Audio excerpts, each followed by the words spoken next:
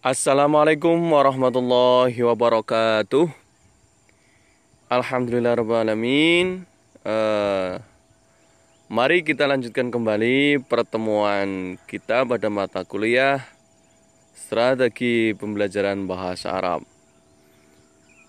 Kita sekarang akan membahas tentang pembelajaran aswat atau dikatakan dengan fonetik. Kalau kita kemarin tema yang sudah kita bahas mengenai strategi pembelajaran bahasa Arab. Jadi ada strategi pembelajaran mufradat, ada strategi pembelajaran tata bahasa, dan juga ada strategi maharah lughah al-arabiyah, yaitu maharah istima, maharah strategi pembelajaran maharah kalam, strategi pembelajaran maharah qiraah, dan juga strategi pembelajaran maharah kitabah. Nah, ini kita menginjak pada tema pembelajaran aswat atau fonetik.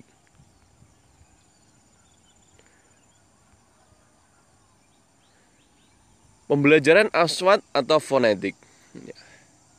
Di antara masalah yang sering dihadapi oleh para guru bahasa Arab atau tenaga pendidik bahasa Arab itu adalah kesulitan mengatasi pengucapan pada siswa. Salah satu langkah yang mungkin ditempuh untuk mengatasi masalah ini adalah dengan membandingkan antara sistem bunyi bahasa Arab dengan sistem bunyi bahasa siswa atau bahasa ibu, dengan tujuan mencari segi persamaan dan perbedaan antara keduanya. Dengan mengetahui persamaan dan perbedaan sistem bunyi bahasa tersebut, maka guru dapat memprediksi letak kesulitan yang dihadapi siswa dalam pembelajaran fonetik atau aswat ini, atau kita sering mengenalnya dalam bahasa linguistik itu adalah bunyi, vokal. Ini pembelajaran vokal, pembelajaran tentang bunyi bahasa. Ini adalah pembelajaran fonetik atau aswat. Nah, dengan melalui analisis kontrastif, guru itu dapat menjelaskan sebab-sebab kesulitan yang dihadapi siswa. Dengan demikian, guru mengetahui pengaruh bahasa ibu, bahasa yang dipakai siswa sehari-hari terhadap bahasa sasaran, yaitu berupa bahasa Arab yang dipelajari ataupun sebaliknya. Nah, ini tentang pembelajaran aswat atau fonetik. Sekarang kita menginjak pada vokal, tentang vokalnya. Dalam bahasa Arab, itu dikenal ada 6 jenis vokal. Ini yang saya kutip dari sumber bukunya Dr. Muhammad Al-Khuli, yaitu tentang strategi pembelajaran dalam bahasa Arab. Ini sudah terjemahan, buku terjemahannya. Dalam bahasa Arab itu dikenal ada 6 jenis vokal. Beliau mengatakan yaitu fathah pendek, vokal tengah sedang tak bulat bersuara, dhammah pendek, yaitu vokal belakang tinggi bulat bersuara. Yang ketiga, kasroh pendek, vokal depan tinggi tak bulat bersuara. Yang keempat, fathah panjang, vokal tengah rendah tak bulat bersuara. Yang kelima, dhammah panjang, vokal belakang tinggi bulat bersuara. Yang keenam, kasroh panjang, vokal depan tinggi, tak bulat bersuara. Beliau menjelaskan, ya ini macam-macam vokal. Kalau kita mengetahui bahwa vokal ini kaitannya dengan ini fathah a, ya, kasroh i, dhammah u. Nah, ini yang sederhananya seperti itu ya. Jadi tentang bunyi huruf ya, dalam bahasa sasaran atau bahasa Arab. Kemudian dengan memperhatikan keenam jenis vokal di atas, bisa disimpulkan bahwa vokal Arab bisa terbagi ke dalam dua bagian, yakni vokal pendek yang berjumlah 3, seperti contohnya di ini sumi'a, dan vokal panjang yang berjumlah 3, seperti dalam kata kanu syakirina. Ini. Apabila dilihat dari bentuk bibir, vokal Arab juga terbagi menjadi 2, yakni vokal bulat, vokal yang disertai gerakan bibir memutar, yaitu dhammah panjang dan dhammah pendek. Dan vokal tak bulat, yaitu vokal yang tidak disertai gerakan bibir memutar, yaitu vokal selain dhammah panjang dan dhammah pendek. Ini bisa difahami ya, untuk pembagian vokal. Jadi bisa dibagi menjadi lebih kecil lagi, menjadi 2 bentuk vokal Arab, yakni vokal bulat dan vokal tak bulat. Nah, ini. Kita lanjutkan ya. Sedangkan jika dilihat dari tinggi rendahnya lidah, vokal itu bisa dibagi menjadi 3 jenis. Yang pertama vokal tinggi, vokal sedang, dan vokal rendah. Vokal tinggi yaitu kasroh pendek dan kasroh panjang, dhammah panjang dan dhammah pendek. Kalau vokal sedang itu adalah fathah pendek, serta vokal rendah yaitu adalah fathah panjang. Ini. Dan apabila dilihat dari bagian lidah yang menyertai pengunyapan vokal, maka vokal itu dibagi menjadi 3 jenis. Apa saja? Vokal depan, ya, kasroh pendek dan kasroh panjang. Ada juga ini vokal tengah, ya, kasroh pendek, ya, dan kasroh panjang. Yang ketiga vokal belakang, dhammah panjang dan dhammah pendek. Ini ada kesalahan ya, ini ada kesamaan maksudnya antara yang satu yang kedua itu sama ya. Nanti kita lihat dalam bentuk wordnya bagaimana. Itu ya, ada vokal depan, vokal tengah, ada vokal pendek. Nah, kita lanjutkan. Kemudian kesulitan pelafalan. Ketika mempelajari bahasa Arab itu, khususnya bagi orang non-Arab, ini sering sekali dihadapkan pada kesulitan-kesulitan yang terkait dengan masalah pelafalan. Kesulitan-kesulitan ini biasanya dipengaruhi oleh beberapa faktor. Yang pertama, siswa itu mengalami kesulitan dalam mengucapkan bunyi-bunyi yang tidak ditemukan dalam bahasa ibu.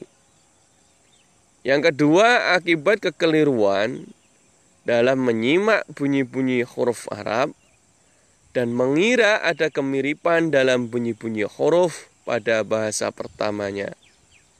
Padahal kenyataannya sangat berbeda. Ya.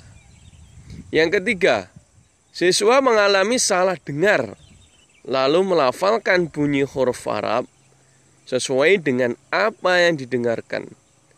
Padahal kesalahan dalam mendengarkan dengan sendirinya akan menyebabkan kesalahan pelafalan.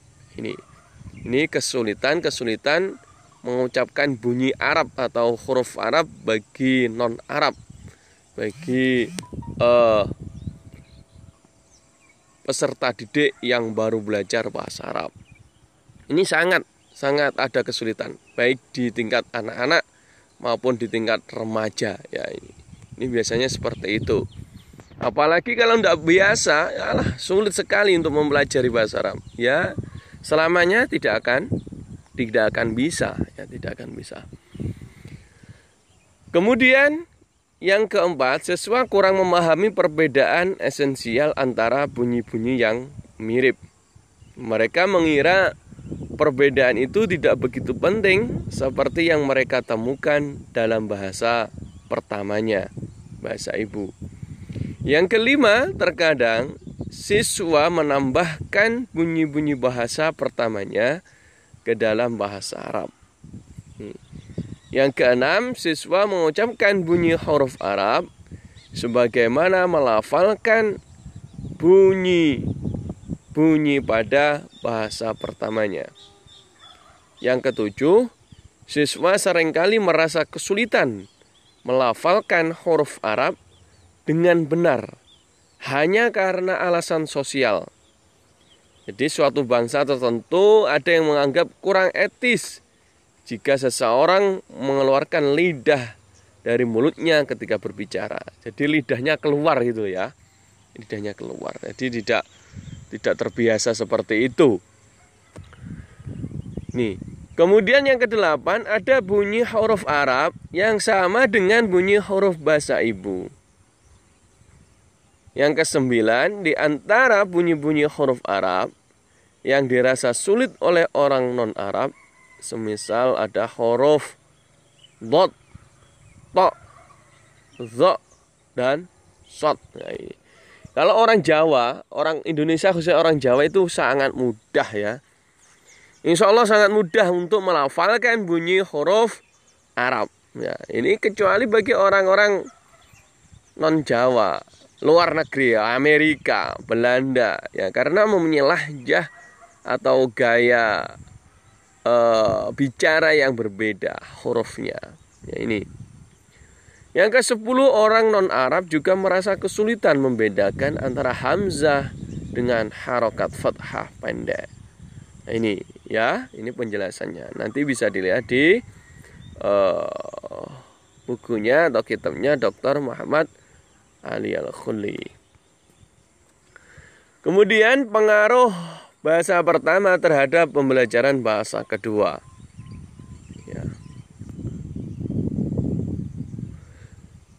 Seorang siswa yang pertama kali menghadapi pelajaran bahasa Arab sebagai bahasa kedua atau bahasa asing, ya, sebenarnya sudah memiliki kebiasaan dan pengalaman kebahasaan, walaupun masih terbatas.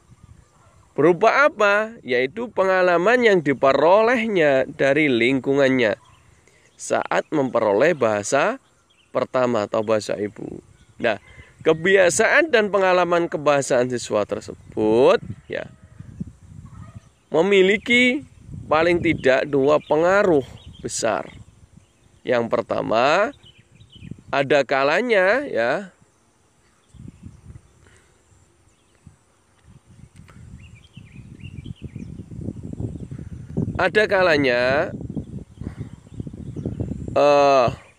bahwa ada kalanya bahasa-bahasa tersebut ini memiliki ya unsur yang sama, ya, memiliki unsur yang sama. Jadi pengalaman bahasa pertama ini membantu siswa untuk mempelajari bahasa kedua karena ada kemiripan bahasa. Hal ini terjadi jika antara bahasa pertama dan bahasa baru yang dipelajarinya ada segi-segi persamaan. Nah, ini. Misalnya apa? bunyi-bunyi yang dalam belajar bahasa Arab sebagai bahasa kedua. Nah, ini.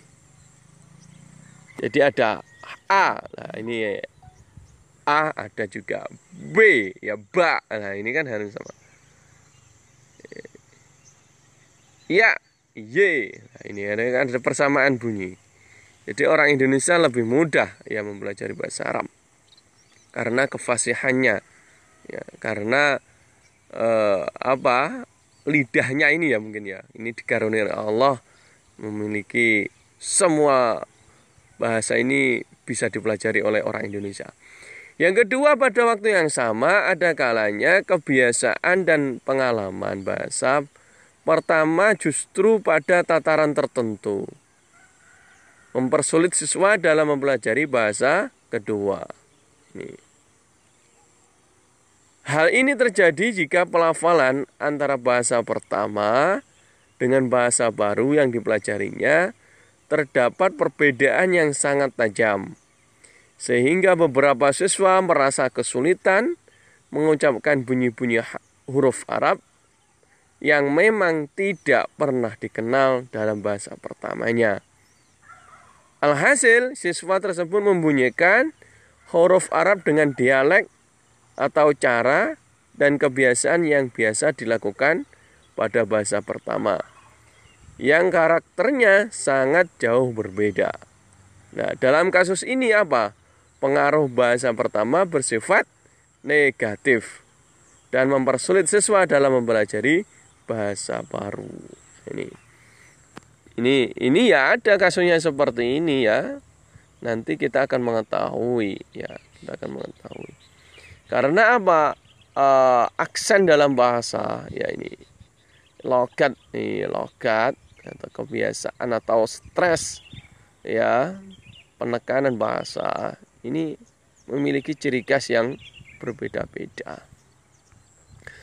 Selanjutnya perbedaan fonetis dan fonemis ya. Bagi pelajar pemula hampir bisa dipastikan sulit sekali untuk bisa mengucapkan kata-kata atau kalimat Arab sama persis seperti ucapan penutur asli. Ya, khairinatikin sulit ini. Meskipun berusaha dengan sungguh-sungguh dan berhasil dengan baik, tetap saja mereka berbicara atau mengucapkan kata-kata Arab sebagai bahasa kedua, bukan bahasa asli mereka. Ya betul sekali, karena apa? Bukan bahasa kita sehari-hari ya. Karena lingkungan kita, kebiasaan bahasa kita adalah contohnya bahasa Jawa. Ya, bahasa Jawa banyak juga, ada bahasa Jawa bahasa Jawa ngoko, ada yang halus ya ini ya. Ini. Ada juga Sunda, ada Betawi dan lain sebagainya ini. Tampak sekali perbedaan pengucapannya ya dengan bahasa orang Arab asli. Ya, dengan melihat fenomena di atas, pertanyaan yang muncul kemudian adalah berupa apa? Apakah guru tetap bersikap diam atau tetap berusaha dan menuntut siswanya ya mampu mengucapkan kata-kata Arab seperti orang Arab? Ini ada pertanyaan seperti itu.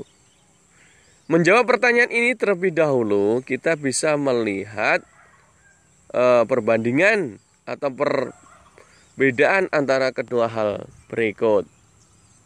Yang pertama, perbedaan fonetis. Yang dimaksud dengan perbedaan fonetis adalah perbedaan yang tidak mempengaruhi atau tidak mengubah makna. Yang kedua, perbedaan fonemis. Yang dimaksud adalah dengan perbedaan fonemis, perbedaan yang menyebabkan perubahan makna. Ini. Jadi ada fonetis itu tidak ya, pelafalannya tidak mempengaruhi atau tidak mengubah makna. Yang kedua adalah fonemis, itu pelafalannya dapat merubah makna. Nah, contohnya apa? Perbedaan antara tak dengan tok, huruf tak dan huruf tok. Ya, ini kalau perbedaan fonemis seperti ini merupakan masalah yang penting dan perlu diperhatikan dalam pengajaran bahasa Arab, baik kosakatanya maupun pelafalannya.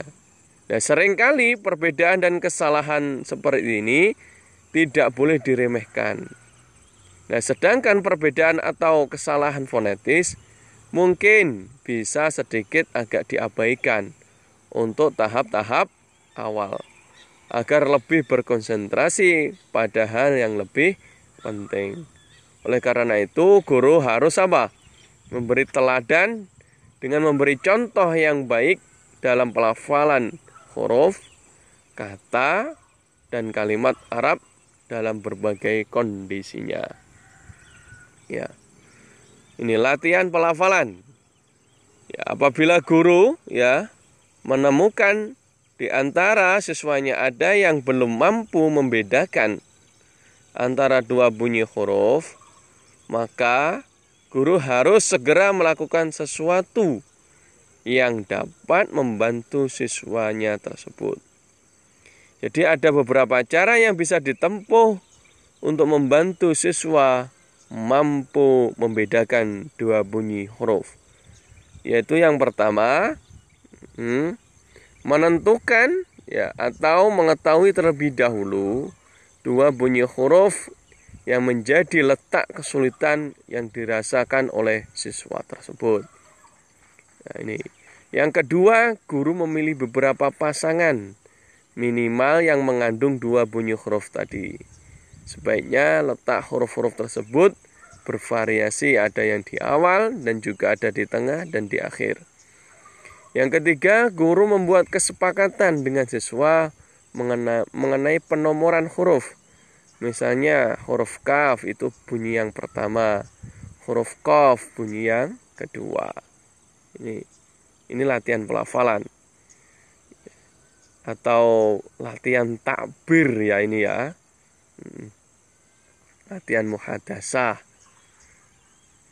Yang keempat, guru juga bisa mengucapkan kelompok kata pada pasangan minimal dan meminta siswanya untuk menentukan apakah bunyi pertama atau yang kedua. Bisa dibagi kelompok-kelompok ya, kelompok kecil atau minimal kelompok kecil ya, tidak boleh besar-besar ini kelompoknya. Kelima, guru menyusun kelompok secara berpasangan dua-dua lah ini. Dimulai dari huruf yang dirasa lebih mudah. Jadi minimal ada 2, maksimal 3 itu ya, biar efektif. Kemudian jenis-jenis pengulangan. Ketika guru meminta siswanya untuk menirukan jenis pelafalan suatu huruf atau kata, hendaknya memperhatikan bahwa jenis pengulangan itu ada 3 cara ya. Yang pertama, pengulangan klasikal, yaitu pengulangan yang diikuti oleh seluruh siswa dalam satu kelas secara bersama-sama. Di antara manfaatnya adalah membantu siswa yang pemalu ini mau mengikuti latihan pengucapan. Di samping menumbuhkan rasa kebersamaan dalam kelas dan juga memotivasi siswa untuk ikut serta mencoba pengucapan secara berulang-ulang bersama-sama sebelum melakukan secara perorangan atau praktek secara perorangan. Yang kedua, pengulangan secara kelompok. Jadi ada klasikal, ada kelompok, yaitu pengulangan yang dilakukan oleh kelompok siswa yang terdiri dari beberapa orang dalam satu kelas. Jenis pengulangan ini merupakan fase pertengahan antara pengulangan klasikal dengan pengulangan perorangan. Yang ketiga, pengulangan secara individu, yaitu pengulangan yang dilakukan oleh siswa secara perorangan dan bergantian, sehingga seluruhnya mendapatkan giliran untuk melakukan latihan pengucapan tersebut dengan pantauan guru. Guru terus memantau. Jenis pengulangan inilah yang dinilai sangat baik karena lebih menyerupai aktivitas percakapan yang biasa dilakukan oleh perorangan. Jadi ini trik-trik dalam pengulangan pelafalan. Kemudian dasar-dasar latihan pengulangan. Latihan pengucapan itu memiliki prinsip. Yang pertama, menggunakan latihan pasangan minimal. Yang kedua, ketika memberikan contoh pengucapan yang akan diikuti oleh siswa, mulailah dengan bunyi yang mudah dan letakkan pada kata pertama pada pasangan minimal tersebut. Sedangkan bunyi yang sulit diletakkan pada huruf yang kedua atau kata yang kedua. Yang ketiga, dalam melatih pengucapan bunyi huruf-huruf Arab, mulailah dari kata terlebih dahulu, kemudian frase, dan kemudian dipraktekkan dalam bentuk kalimat. Nah, ketika melakukan latihan dengan pengulangan, lakukanlah pengulangan secara klasikal, kemudian secara kelompok. Nah, sudah seperti itu dilakukan secara individu. Gunakan isyarat dengan tangan secara tertib dan rapi dalam melatih pengucapan atau pelafalan. Ini yang terakhir ya, media pengajaran fonetik. Pengajaran bunyi suara vokal. Di antara media yang bisa digunakan untuk pengajaran fonetik adalah cermin. Sederhana ya. Siswa bisa memanfaatkan cermin untuk latihan pengucapan, terutama dalam mengucapkan huruf atau makhraj yang dirasa sulit.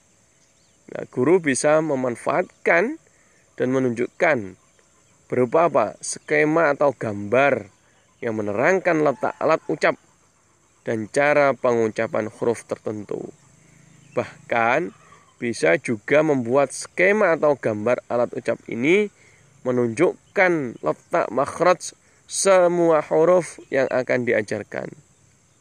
Nah, gambar skema ini akan mampu membantu siswa mengetahui letak pengucapan setiap huruf dan akan berusaha menerapkannya melalui latihan yang secara berulang-ulang. Yang ketiga, ini ada cermin, ada gambar ya. Kemudian cara lain menggunakan penjelasan secara lisan dengan cara pengucapan suatu huruf serta alat ucap yang berfungsi untuk mengucapkan huruf tersebut. Jadi langsung ya, menggunakan metode langsung ini. Nah, demikian ya penjelasan tentang kalau kita lihat bahwa fonetik ini ya, kita belajar makhrarijul huruf. Dalam ilmu tajwid kita ya sudah mengenal itu ya, mengenal itu semuanya. Dari huruf A ya bagian tenggorokan bawah ya, sampai huruf ya itu bagian di tengah tenggorokan. Ini khususnya bagi orang yang masih belajar huruf Arab, jadi menulis, membunyikan. Ini perlu sekali mengenal dengan pembelajaran asfat atau fonetik ini. Terima kasih penjelasan sedikit dari saya. Jika ada salah kata, saya mohon maaf yang sebesar-besarnya. Nanti bisa dikoreksi lagi ya. Semoga bermanfaat. Wallahu muwaffiq ila aqwamit thoriq. Assalamualaikum warahmatullahi wabarakatuh.